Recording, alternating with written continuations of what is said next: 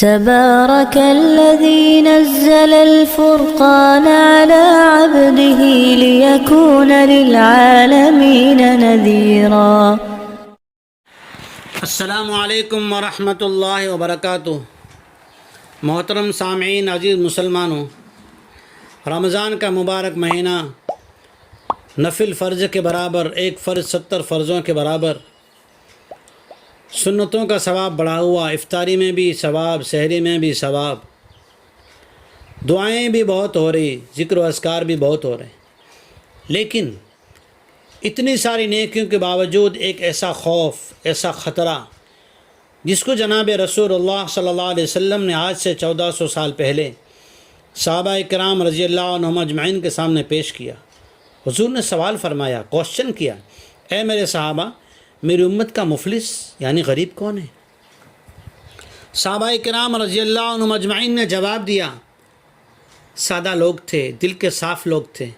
کہا جس کے پاس اللہ کے رسول درہم نہ ہو، دینار نہ ہو، یعنی پیسہ روپیہ نہ ہو۔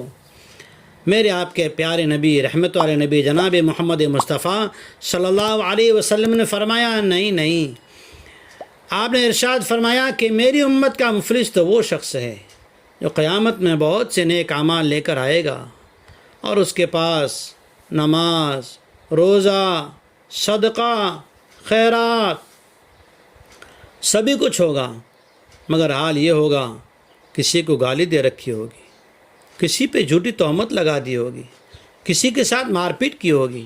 بس یہ سب دعوے دار آئیں گے اور اس کے نیک اعمال میں سے اس کی بری حرکتوں کے بدلے میں نیکیاں لیتے وصول کرتے جائیں گے، اور جب اس کے پاس نیکیاں ختم ہو جائے گی، لیکن جو اس نے بدگوئی، بدزبانی، تہمتیں وغیرہ گناہ کیے ہیں، پھر بھی وہ دعوے دار باقی رہیں گے، تو سب اپنی برائیاں اس پر ڈال دیں گے، پھر اس گناہوں کے انبار کی بدولت وہ جہنم میں پھینک دیا جائے گا، اور اپنے بہت سارے اعمال ہونے کے باوجود افسوس کرے گا کہ وہ اسے بچانے کے قابل نہ ہوئی۔ یہ حدیث مشکات شریف میں ہے۔ اللہ تعالی ہمیں اپنی نیکیوں کو بچانے کی توفیق دے۔ محترم سامعین، وقت ہے توبہ کر لیجئے، معافیہ مانگ لیجئے۔ السلام علیکم ورحمۃ اللہ۔